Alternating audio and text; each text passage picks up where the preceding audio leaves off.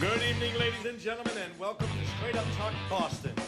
Joey Canzano here with Billy Pizzullo, Johnny Peasy, and special guest Vincent GIGI Marino, author of the Patriarca Purge. Tonight, you're going to have a blast with this one. Documentaries and stories about the 1980s and 1990s New England crime scene. Sit back, relax, we're coming at you right now.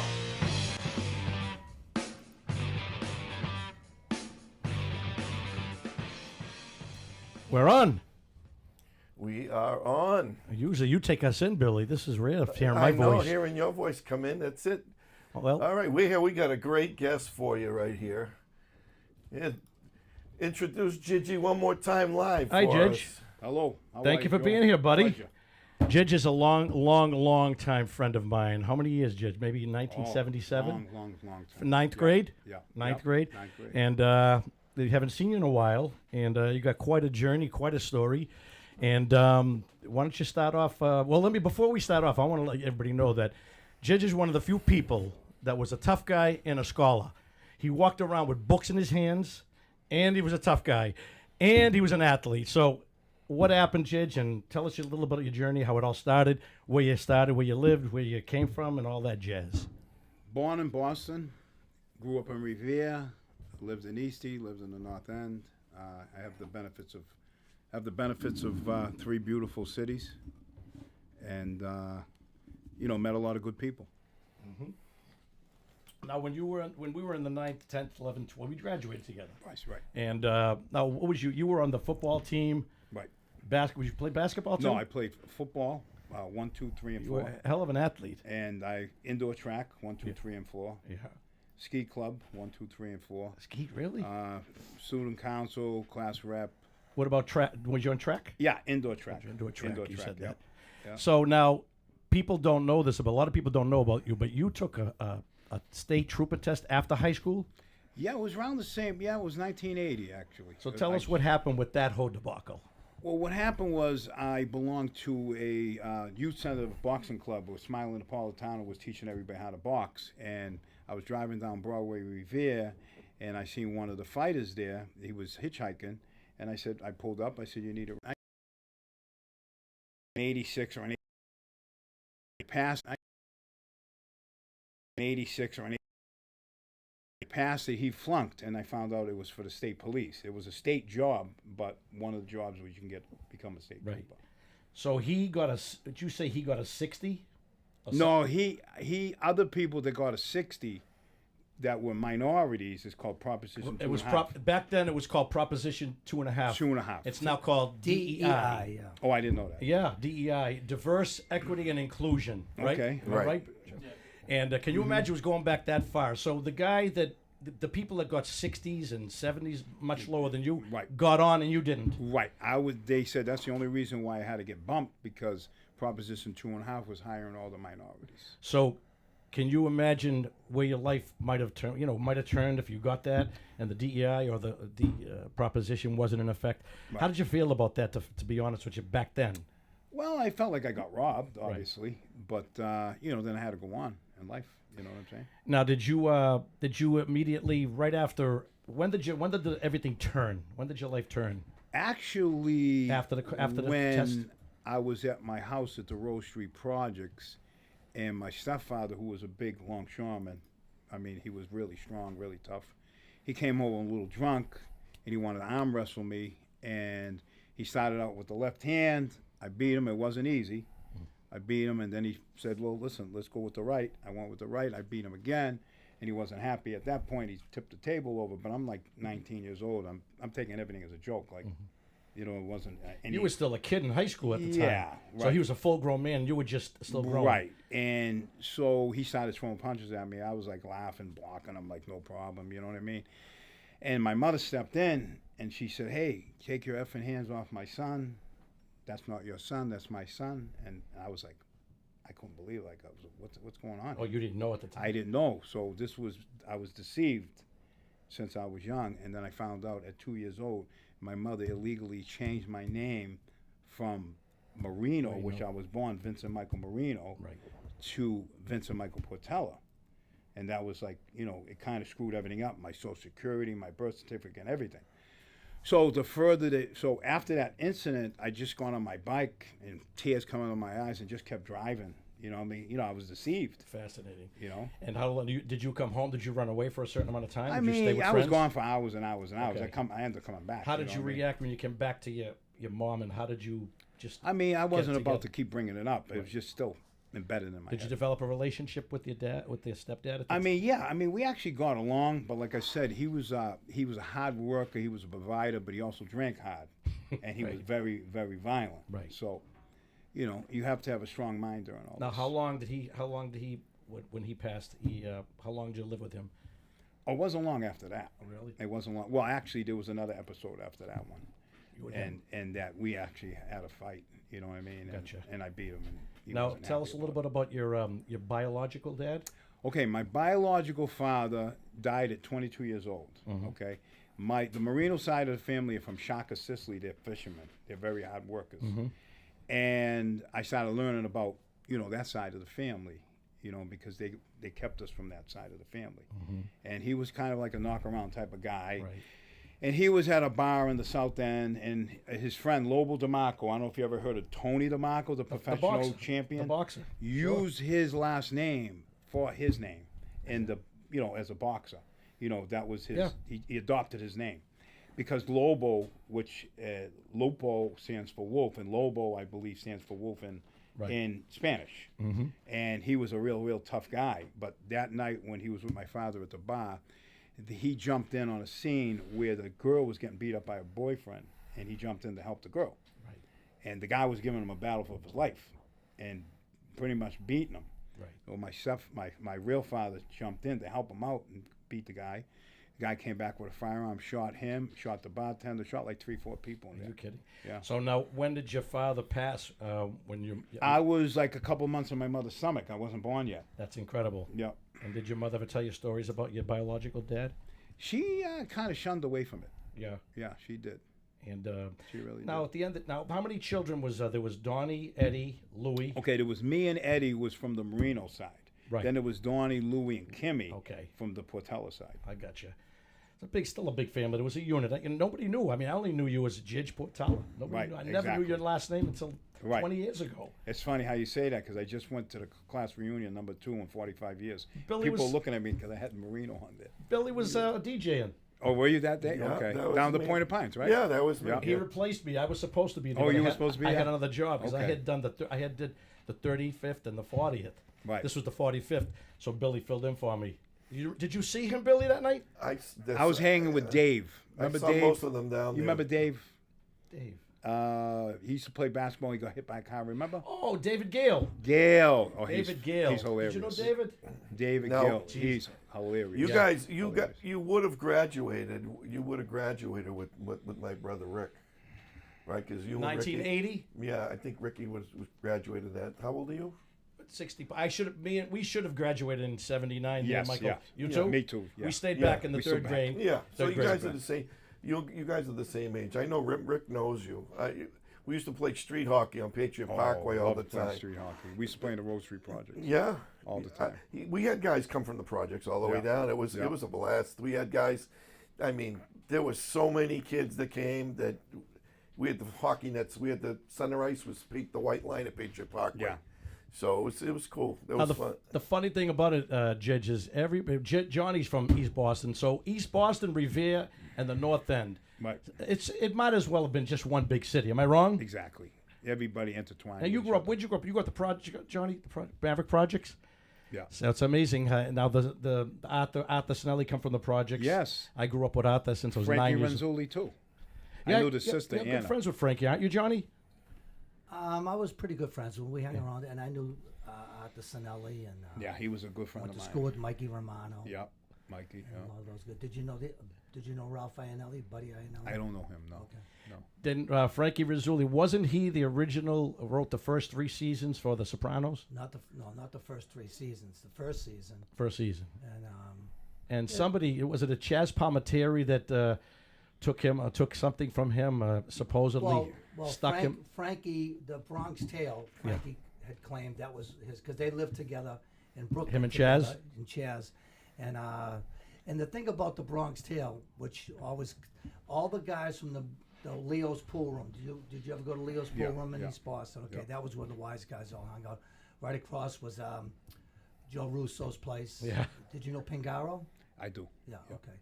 So anyway, they were living together. All the nicknames of all the guys at the pool room Yep. were in the Bronx Tale. Well, the funny thing is, Judge, I've never watched, believe it or not, I feel like I lived it, but I've never watched one single episode of Sopranos. I'm the only person in here that never watched it.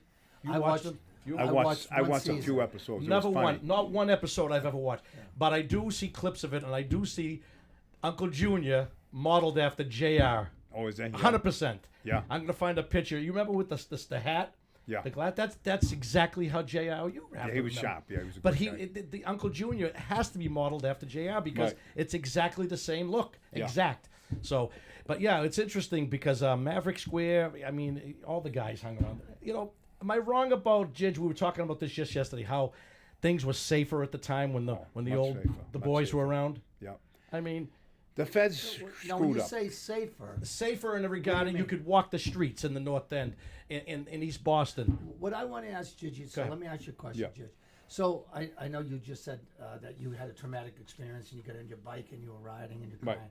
But that couldn't have been what led you to the path that you went I mean, on. it kind of was sparked it- me. Kind of sparked sparked. me, yeah. Now, did you start hanging around with the wrong people? I mean, how did that work for you? Because, you know, there's certain avenues people take that kind of get them, you know, where they are or where you were Right. in your life. Can you think of what it could have possibly been? Was it, again, the people that you met, the people that you associated with, that maybe you got in trouble? Or was it, did you find it fun at first?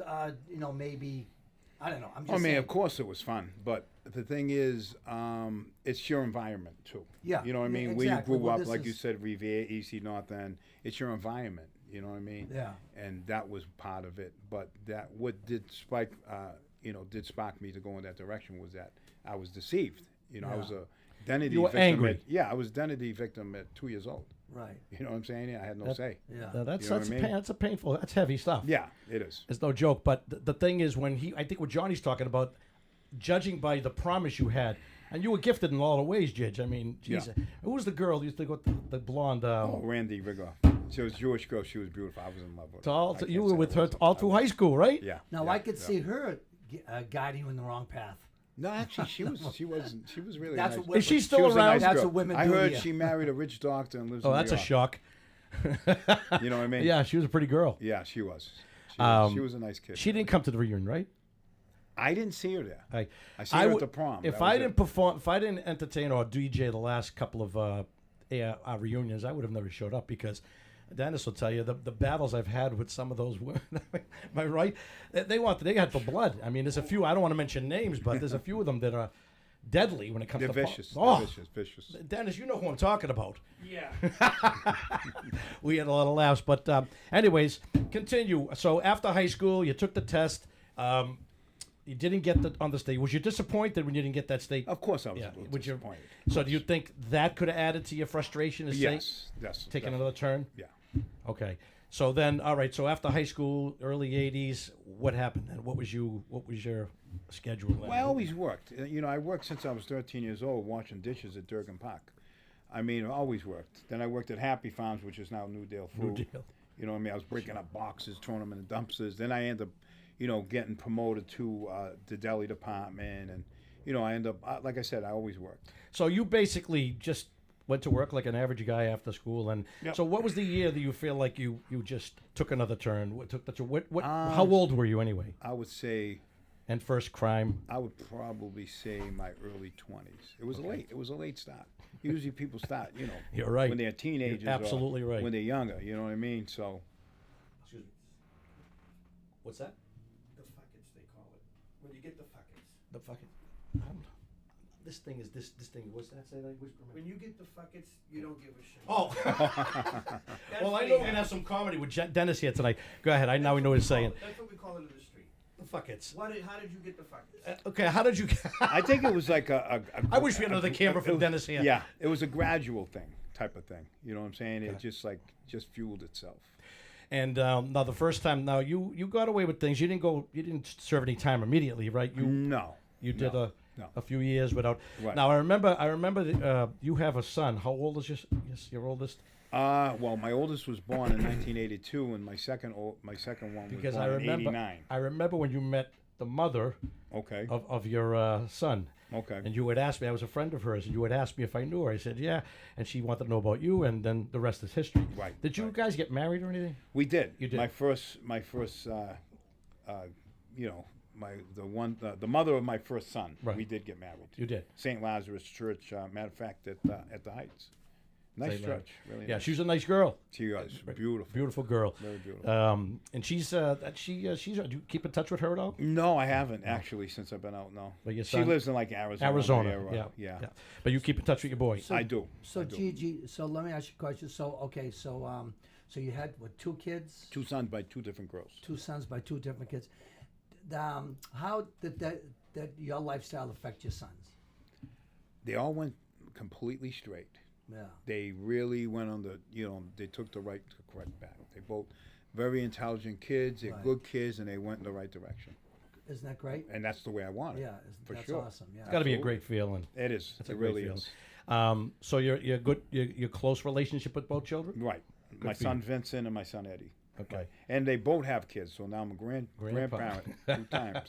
You see the grandkids? I seen the one in Boston, but not the one in Arizona. Not right at this moment.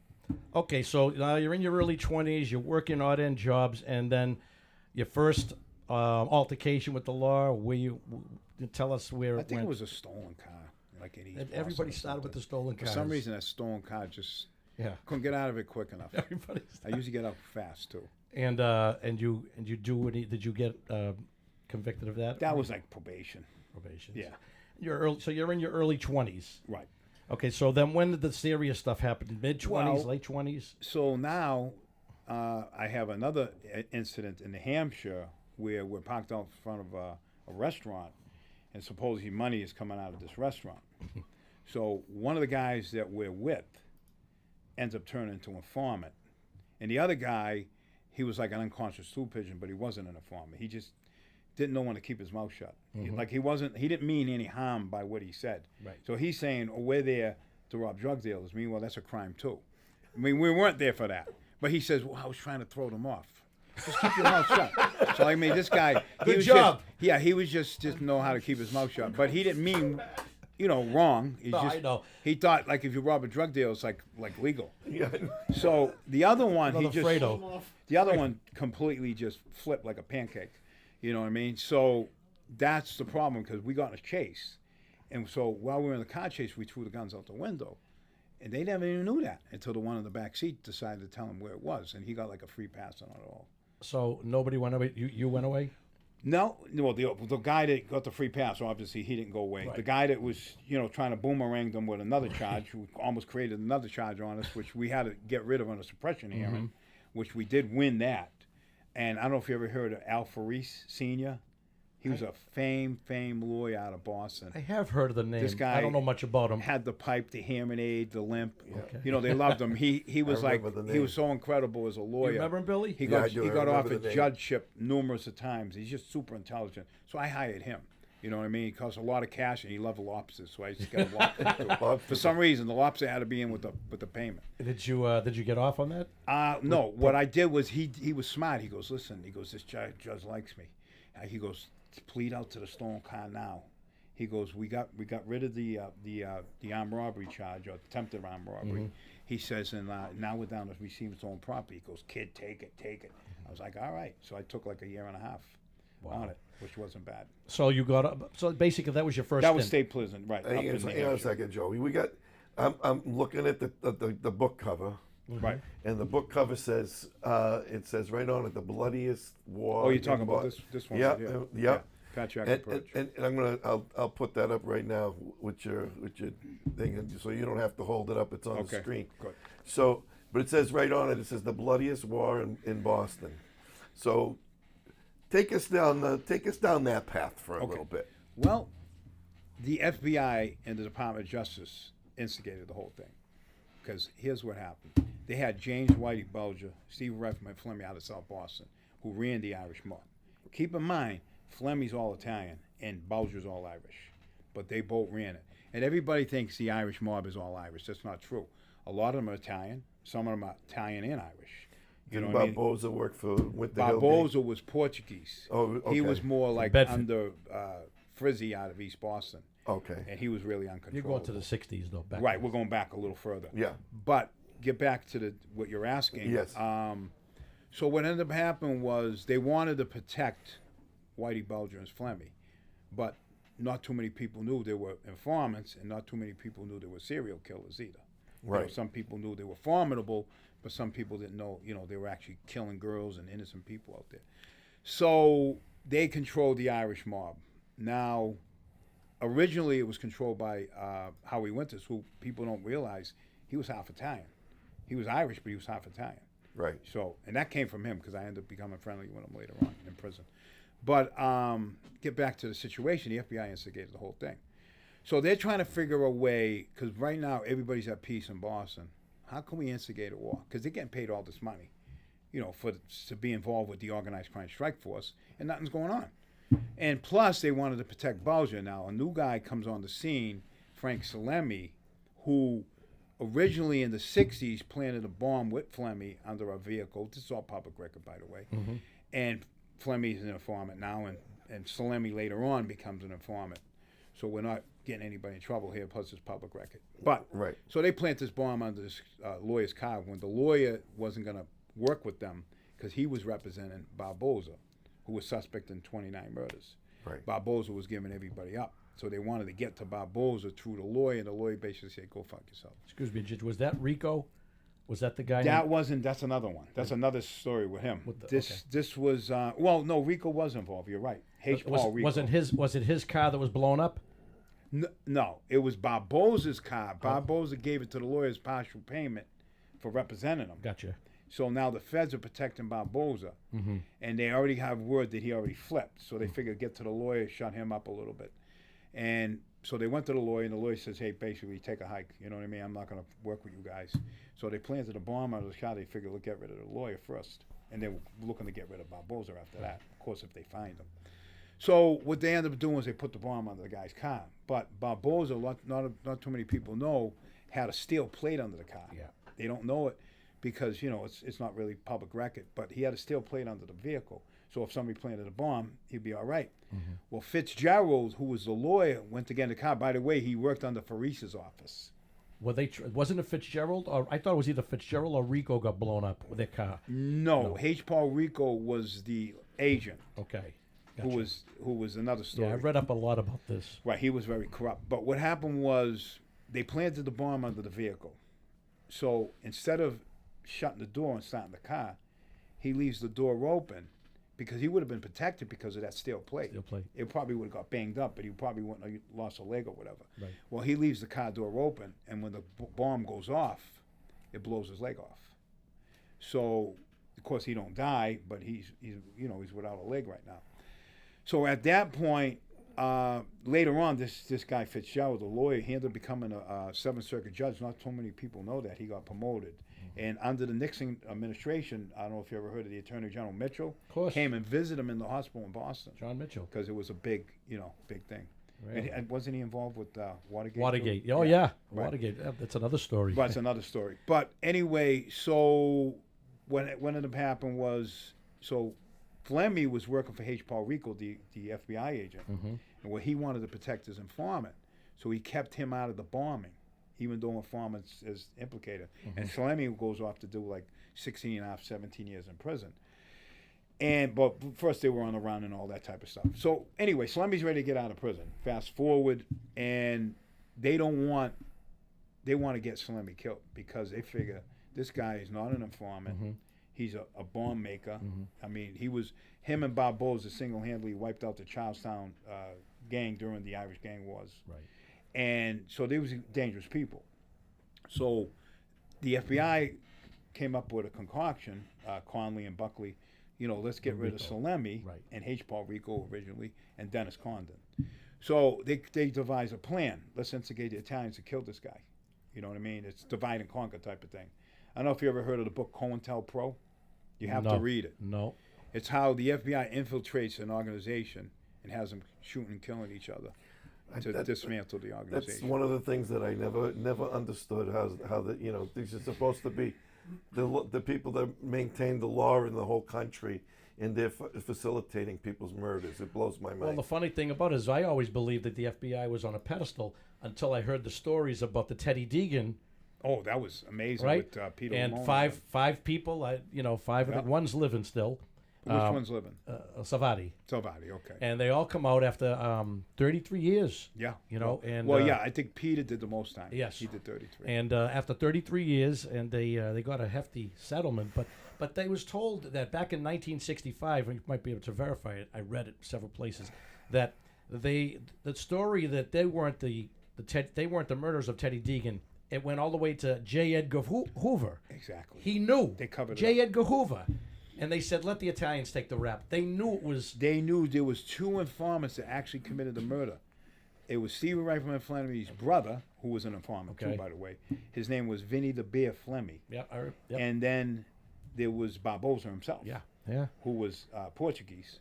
And they committed the Deegan murder, and they blamed it on these 5 innocent guys. And actually, there was Roy French. Roy French, I think Louis Greco, Louis Henry Greco, Henry Tamilio, Tamilio, Peter Lamone, and Joe Salvati. Joe Savati. Now, did you ever meet Roy French? I never met him. Oh my God! I never met This guy had hands the size of this book. Is that right? Claws. Monster, huh? And I will get back in the book. We could talk about this for days. Right, It's of course, interesting of stuff. course. People love it. That's why The Sopranos was such a big hit. Right.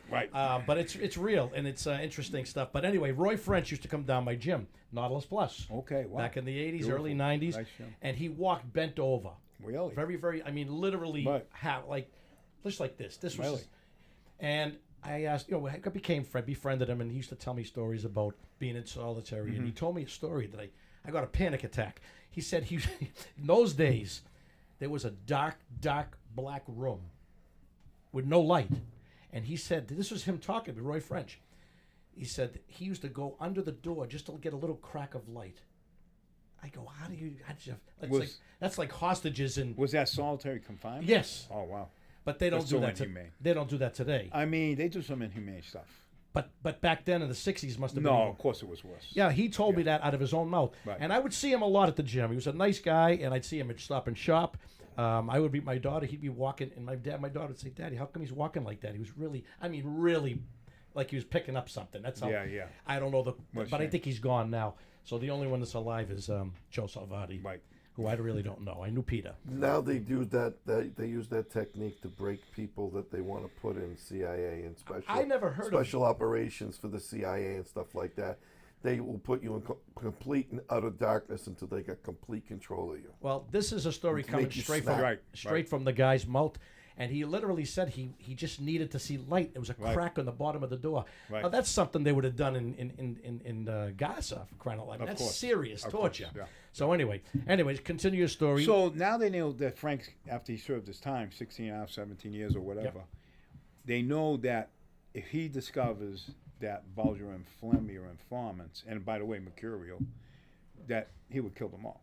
So Conley, Agent Conley and Buckley and Diane Cartmire and all them get together, and she was on that agent. She was chief of the Organized Crime Strike Force. And they all get together and try to figure out what to do here. So what they do is they go to Joe Tecchi's in the North End, and they bump into Auntie Cardinale, the lawyer. This is in the law books, 91 Fed Sup 2nd, page 141, and this specifically is page 311, DMAS 1999, U.S. versus Salemi, clearly and conceitedly says that John Conley, the FBI agent, bumped into Auntie Cardinale, and he asked Auntie, hey, what brings you to Joe Tecchi's on North Washington Street in the North End? He says, I'm waiting for my client. They said, who's your client? He says, Vinny the Animal Ferrara. He said, wow. He says to Anthony, he says, don't meet him in public. And Anthony says, why? He goes, Frank Salemi's trying to kill him. So now, then one day I'm walking into my house on Fennel Street in Revere. 3 agents pull up on me. John Conley, Bobby Callen, who choked out a federal prosecutor. Conley ended up doing 40 years for a murder later on. And Michael Buckley, who slipped through everything. And they say, hey, FBI. I go, big deal. They said, listen, we got to warn you that Frank Salemi's trying to kill you. So I laughed. They said, well, you can come to us. We'll protect you. I said, no, don't come by here anymore.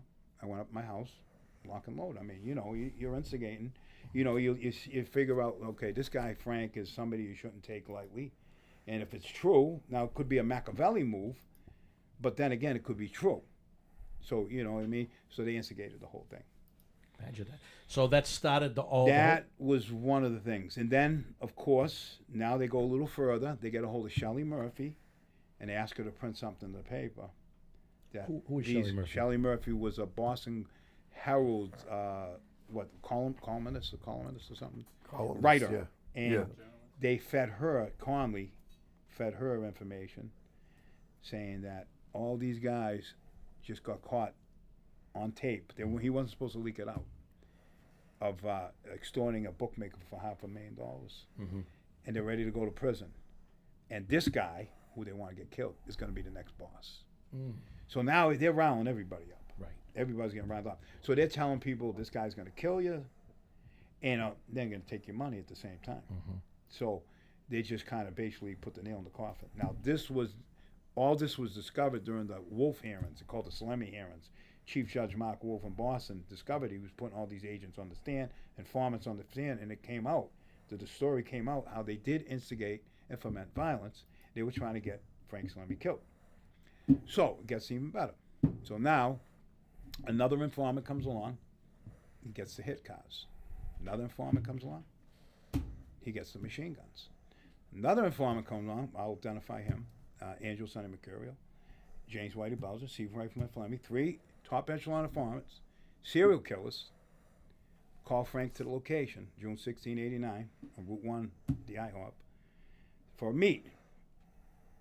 But what they really wanted to do was get him assassinated. Mm-hmm. And a hit car pulls up and shoots him up. I remember the incident. Frankie gets hit, and the reason why he didn't get killed, according to public record, discovery I got at trial, was the tractor trailer cut off the machine gun fire, and allowed him to get away. But he did take like 3 or 4 or 5 slugs or whatever.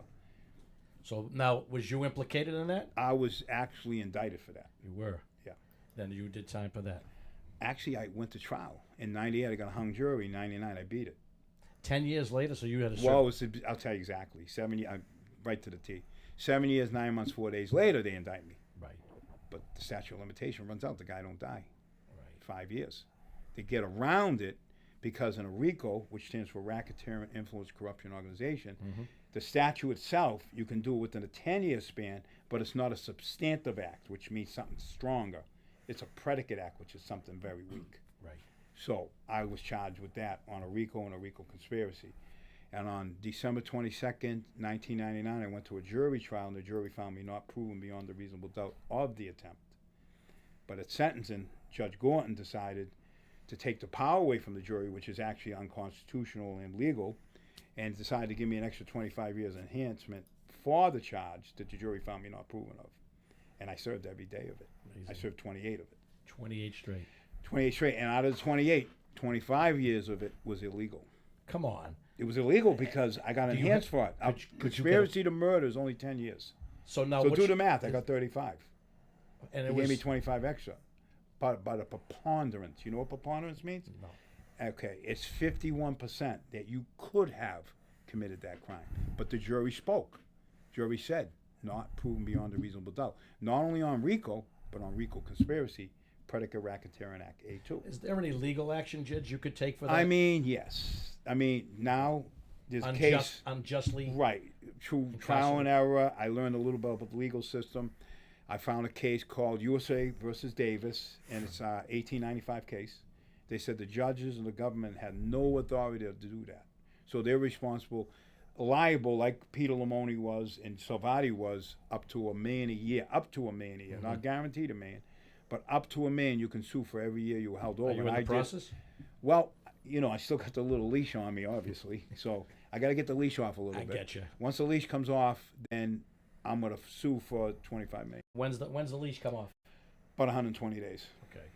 How you feeling? You feel good? I though? feel good. I feel good. When did you come out? August of I came out August 13 of 24. I'm going to tell you why I remember that, because Dennis had texted me. Billy and I were doing we were performing at the St. Anthony's Feast Okay. on a Saturday night, and I remember Dennis texted me and said Gigi's out, and it had to be a couple of days. Or you were getting out. What was the date again? August 13th, 2024. Okay, when's the feast? At the end of the month? Yeah, it's the end of Okay, August. so he had already Yeah. been out, but I don't know why that rings a bell when Dennis texted me on the day of we were in the North End, and how was the adjustment coming out? Well, before I answer that question, I'm going to tell you how I got out.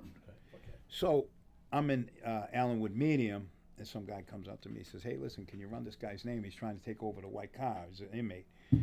In Boston, we're strong in the system, so we ride ourselves. But we're with the white card, but we have our own politics. Now, what's And the white card? The white car, okay, in federal system, you have the black car, you have the white car, you have the New York car. They call it cars. It's the jurisdiction where you live. You know what I'm saying? Like if we were all hypothetically, God forbid, we're all in federal prison, we would run under the white Boston car. Okay. But nobody dictates to us. But they have their own politics. So one of the skinheads or one of them white supremacists comes to me, hey, can you do me a favor? Can you run this guy's name? I had a Google service. I said, sure, I'll run his name. I ran his name. Nothing even bad come up about the guy. The next day he checked in when he found out I ran his name. So they blamed me. I was like, how the fuck did I get blamed on this? I mean, I'm actually innocent of this thing. Boom. I went to the hole. 3.5 months, 24 hours a day, locked down. Okay, yeah, we had light. It wasn't like Salvati or the other guy you were telling me about, French with the crack on the door. We didn't have that. But then they went and retaliated more on me, and they put an encumbrance on my account. How long did you spend? 3.5 months. In the hole. No sunlight, no I need a fresh drink. air, nothing. In a room probably a quarter the size of this. And what happened was, commissary once a week, they put an encumbrance on my account where I couldn't even buy a stamp, bar of soap. I couldn't buy coffee. I couldn't buy nothing. Because they said I checked in a rat, an inmate, which they made as a new charge, by the way. And they made an example out of me, but I'm actually innocent of it. So I said, I'm going to fight this because I'm pretty good with the legal work. So I go to DHO, it's called Disciplinary Hearing Officer, and I said, listen, I reached out to the rat. He's in the hole. He said he never met me. I have his affidavit. I'm going to bring him as a witness. No, I'm not bringing him in. Get convicted.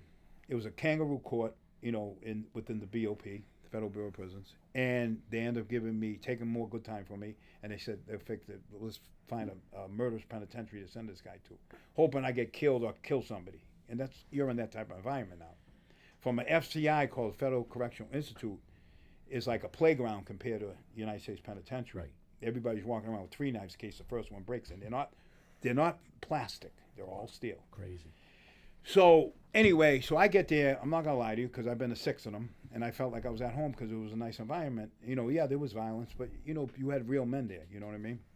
So when I get there, the case manager's looking at me. She's saying, you did 28 straight years in prison. You've been in since 1996. She goes, I was 7 years old when you went to prison. She goes, I'm getting you out. I go, really? You're kidding. I go, how you getting me out? I had still like a year and a half left. I go, yeah, how are you getting me out? She goes, I'm putting you in for the first step back in 2018 that Trump signed into law. Right. When he was the president prior before this Right. term. And the 207 Second Chance Act. I was like, this girl's just really, really fucking rubbing it in on me. She can't get me out. And about 2 months later, she goes, sign these papers. I go, for what? She goes, I told you I was putting you in. I said, all right. I still think she's putting me on. I'm all right, I'll sign it. And I'm like laughing under my breath. Then she goes, another month later, she goes, come back here. I go, for what? She goes, I need a thumbprint. I go, for what? She goes, you got to fly out of here. I go, whoa. Wow. So I get out. So now I get out a year and a half early because there's a year you earn for programming in the system, taking classes to better yourself. Mm-hmm. So there's a less chance or a low chance of recidivism of coming back to prison. Everybody pretty much gets that. So I got that year, and then I got the year and a half halfway house home confinement.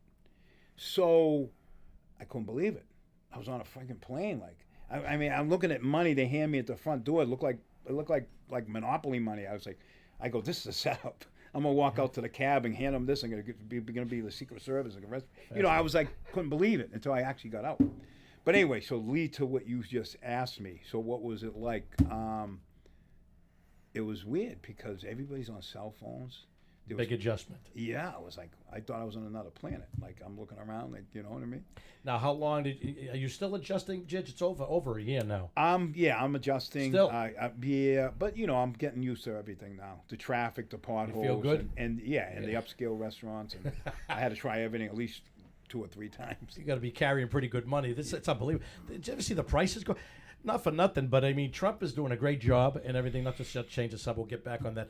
But the prices, he better start concentrating on America. The price. Luckily, Trump came into office. Yes, I'll for be you. honest with you. Anthony told us a story, the same thing regarding. Do you remember, Dennis, what the story it was? He got Trump signed something.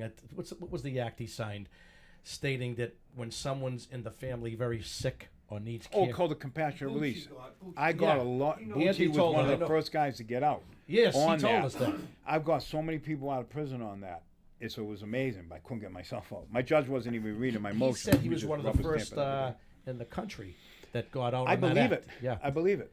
It's hardships, medical stuff like that. Don't you find that a lot of the people that have served some time, serious time, they come out like professors? Yeah, well, you have a lot of time to read, I guess. It's got to be it, right? Yeah. It has to Yeah. be, because I mean, even on our Facebook, Dennis and I go back and forth with a lot of people. All the people that come on and comment and shove the liberals up their ass, they all did some time. And they're brilliant guys. Am I wrong, Dennis? All day. I mean, it's incredible. But anyway, get back. Let's go further into the book. As far as the mid '80s, when does this book take off, from your childhood or? I'm actually right. I touch on that. I'm actually writing this book on the 28 years I served in prison. Okay. Because I was in since 1996. So I'm taking my time writing it as I go. Oh, you're not done with it yet? No, this is done. Okay. This is already published. Okay, But as I wrote it while I was in prison, gotcha. and I'm putting it together. I wrote the manuscript to it, and then I changed it into conformed into Gotcha. a book Right. form. But there's going to be a part 2 to it, which is I'm thinking about the title on it. It might be, I don't know. It might be, it's going to step up. I put it mean, that we way. could be here for weeks talking Right. about your experiences in different Right. locations they sent you to. Right. How many different facilities? Okay. I think Johnny asked you that earlier. Right, he did, and I didn't have a really good chance to answer it, but I'm going to answer it now. I'm a litigator. A litigator is somebody that helps people get out of prison. Like if you come to me and say, listen, my grandmother's dying, God forbid, or you have somebody in your family, can you put a compassionate release motion for me? And I was getting a lot of people out. Somebody might come to me and say, listen, the person might have cancer, God forbid, and says, hey, listen, they're not giving me medical attention. I'll put a motion for him. Or a new case law will come out, like the Davis case that came out June 24th, 2019. A conspiracy to rob was not a violent crime, and then Taylor came out, attempted Hobbs Act robbery is not a violent crime. They can't use a predicate. Like I got a bunch of guys out on that. So I was a litigator. So the BOP looked at me as like, this guy is more dangerous than a guy swinging the knife around than selling the drugs, because he can litigate. He's good with the typewriter. He's good with a pen. So they don't want me on their compound. So basically, on our opening, when I said that you used to walk around with your books, it was really true. And, He did. He used to and walk around people was books. like, why do you always move so fast? Because I had to chase a typewriter. Sometimes, like one compound I went to, they only had like 4 typewriters. There's 1,500 people there. So I have to beat units out to get that typewriter. I never realized that you were that good in school, but I do remember you walking with books. I wasn't. You're You right. walked around with books. I did, but I didn't. wasn't. I never even seen If a I book. paid attention more, I think I would have been. No, you were, but the bottom line is you were into it. I was vividly, into it. I was vividly into remember you and Randy walking down the hall She was with the good. books. I was Imagine like- me carrying a book, Johnny. Yeah. Can you can't imagine it? Neither can I. Oh, listen to Einstein over there. Anyway, so basically now, when do you have the movie? Is there a movie or a miniseries? What's Okay. Now this movie we didn't start yet. Okay. We didn't start yet. What we did was when I was in Fort Dix, I seen a couple little skits done, and I reached out to the guy. I thought this guy was one of them. Like when Damon and Affleck started out, they're Yeah. Bostonians, Sure. they're from Cambridge, and they were unknowns. And I seen that in this guy, Rex De Palma. And I looked at it, I said, man, I got to reach out to this guy. This guy's got raw talent. He put together a nice little 17.5-minute film that was beautiful. It was based in Boston. It was based on gun running. And it was called God Don't Love Ugly. Not like, because there's a lot of likes. It's God Don't Love Ugly. And it was about Boston gun runners. And when I seen the thing, because the guy had a cell phone in Fort Right. Dix, I said, wow, this thing is phenomenal. So I ended up reaching out to this guy. So he knew my brother, and he contacted my brother. His father contacted my brother and said, "Listen, we want to connect my son, with your brother. He wants interested in, making this into my Right. manuscript that I Absolutely. wrote into a film."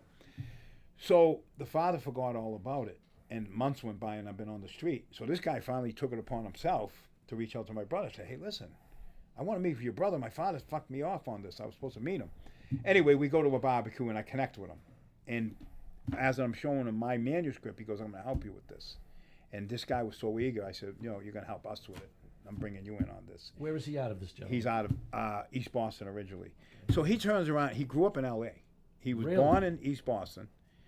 He was such a troubled kid. The mother put him out with the aunt out in L.A., and he became an actor.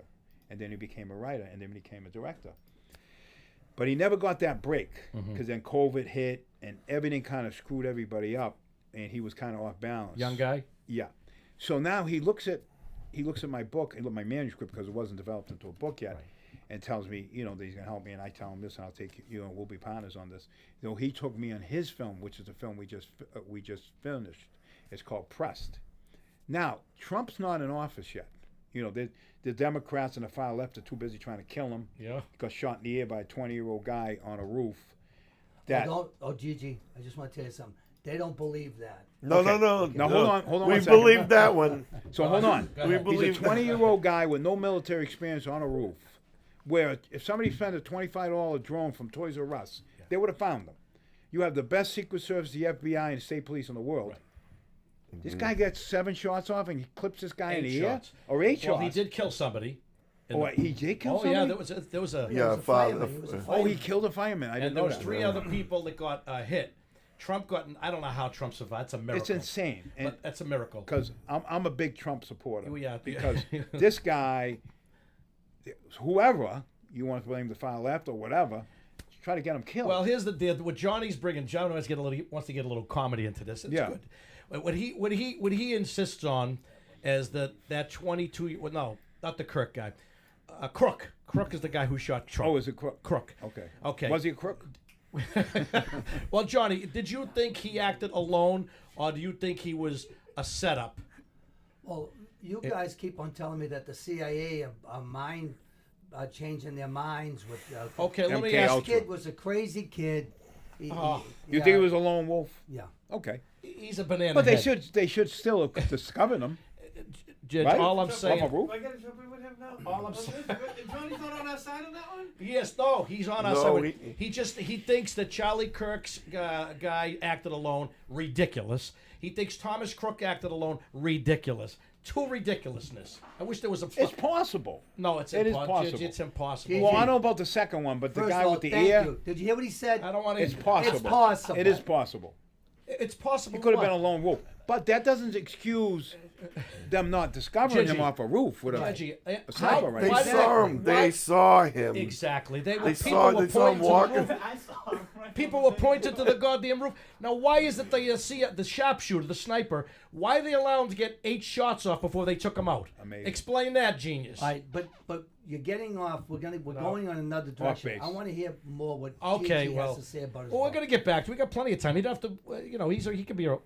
One of the questions I didn't completely Go answer ahead. was when you guys asked me, and he asked me earlier, was how many places you were in. Locations. I was in 20. Why 20? Because the litigator, which I explained what that was, when I get on the compound, they're looking at me and they're like, "We can't have this guy on the compound. He's getting people out." And the BOP staff, they look at you as an enemy because you would think they would look at you in a favorable way because I'm helping people get with their families and I'm doing it the right way through the courts, Right. emotions. But they look at me as job security.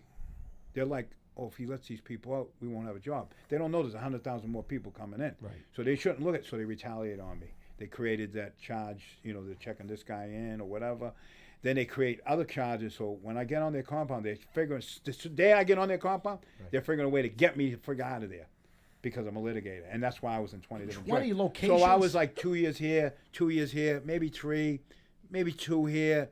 But It was that- kind of good too because you changed the 28 environment. years. 28 years of being in, and you. Right. I mean, and you were get in 20 different adapted. places, Some places yeah. you didn't want to leave because you got. No, I'm not saying Yeah. I'm institutionalized, but you kind of get into a groove of working out, and you know, you like the typewriters and you like, you know, the sports there and the environment and the workout equipment, and you're really comfortable, you don't want to leave. Yeah, but 20 places. That's what I'm saying. Didn't it? 20 places. Wasn't it a big adjustment for you to go so many? Like now you have to adjust, like you just said. Yes, but again, it gets back to your mind. You have to have a strong mind to run all this. Gigi, when they did this, did they just come in the middle of the night? Go, come on. Sometimes it was like that. Right. Oh, It was That's like what I that. was Matter of thinking. fact, they did it in my beginning of my case. They tried to Machiavelli everybody against me.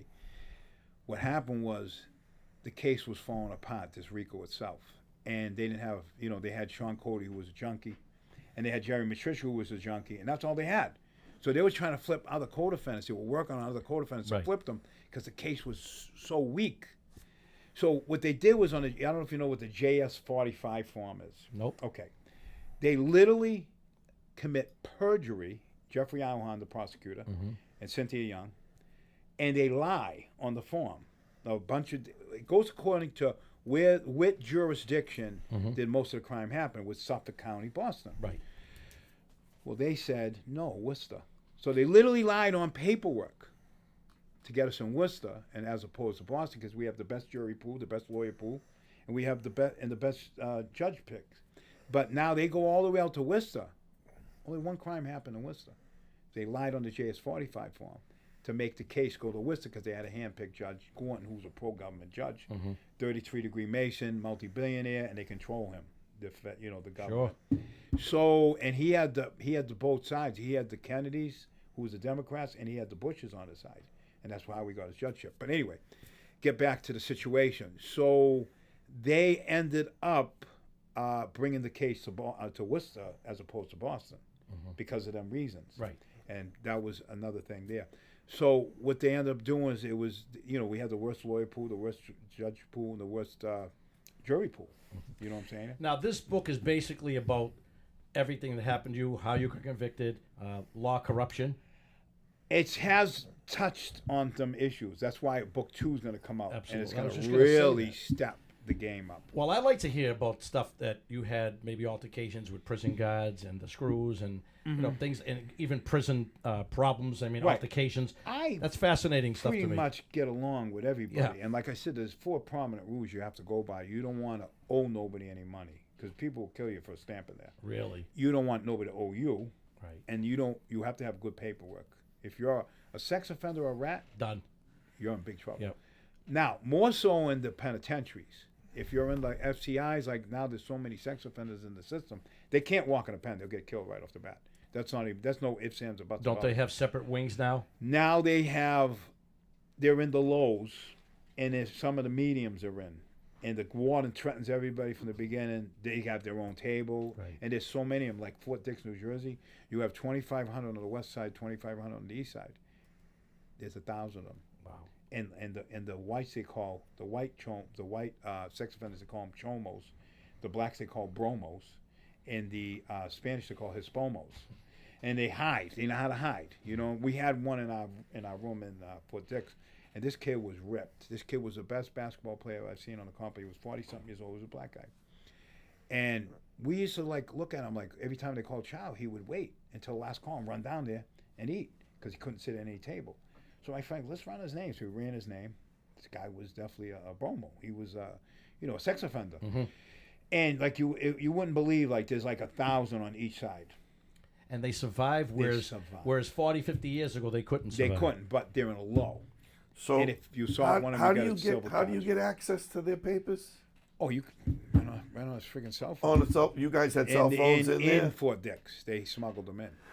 Oh, Fort Dix. okay. 10 years on some phone. Yeah. Gigi, what is it about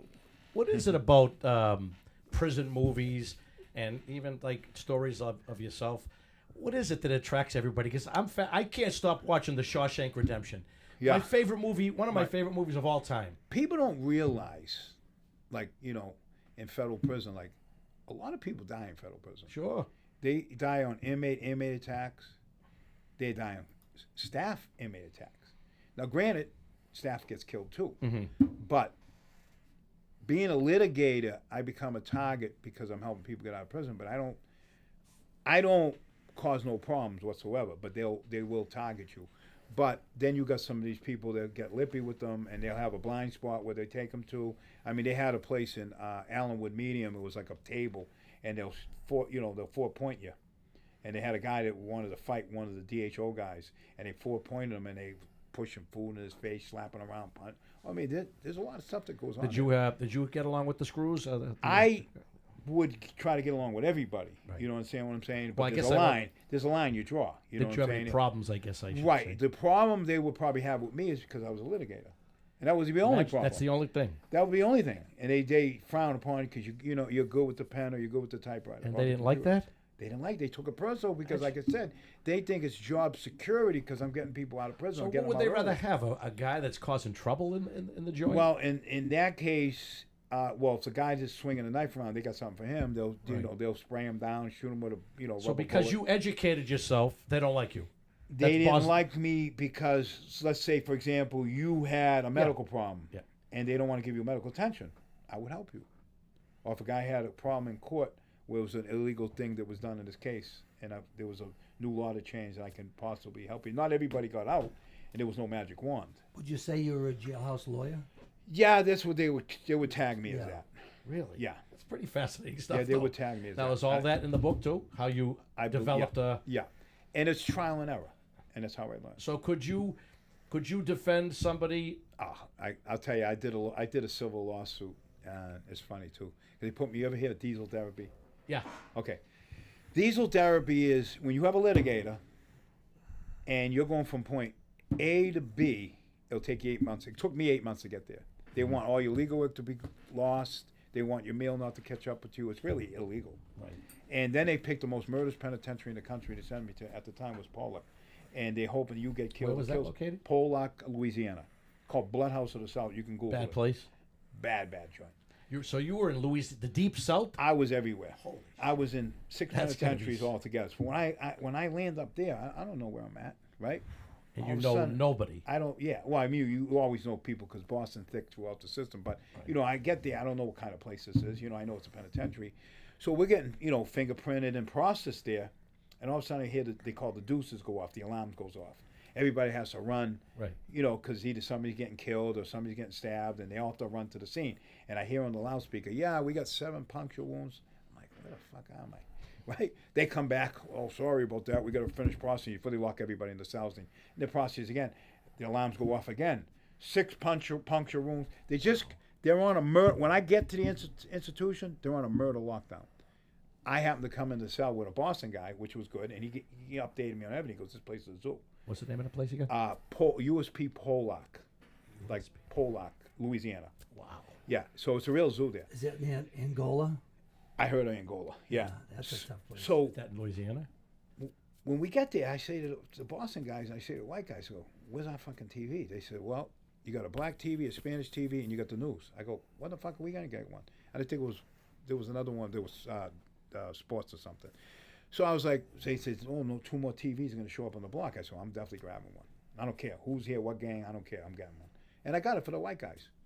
So beautiful. But I kind of like said to myself, if they were going to bring 2 TVs on the block, where would they put it? I go, right there. There's a pole right there. I'm grabbing this table. And there was only 6 tables in there. I commandeered the table. And this place, everybody got their back to the walls like this. When you go to the shower there, they got armed guards with you. And I don't mean staff BOP.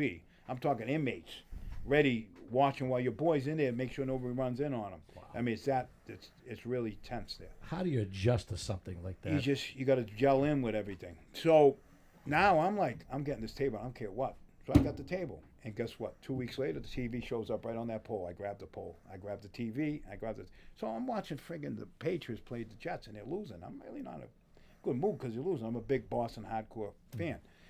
So this guy comes to me, white guy, Jack like this. He went to prison for killing his mother, father, sister, and brother with headshots at age 15. They couldn't control him in the state, so they sent him to the feds. Kid's a complete maniac. Boston guys, revving him up, trying to match me to him, which you're not supposed to do. He coming to me, telling me, "Listen, what can we, you're watching football on TV. This is a white TV." I go, "I know. I'm the one that got it for us." He said, "Well, we don't watch football on TV." I go, "Really? On the white TV?" So I take my headphones off. I had these little earbuds. He had his headphones on, he's trying to, like, I don't know what he's trying to do, but he's not scaring me, like, he, puffing his chest or whatever. So when he flings his headphones down, and he had headphones like these, big ones, there's no more talking, there's no more negotiation. I hit him with the best left hook of them. I swear to God, I'm sitting down. He's standing up over me. I come up, and I hit him beautiful.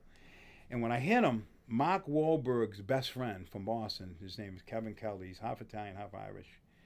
And he's walking behind him. I don't know until later, after he tells me he was. He goes, I seen you hit him. He said, when you hit him perfect. You knocked him out in midair. He goes, and when his head hit the back, it was all concrete. It splattered. You thought the guy was dead because his eyes were open. It was all white because on the back. And all you've seen was this blood going like this. In your mind, you're saying, this guy's dead.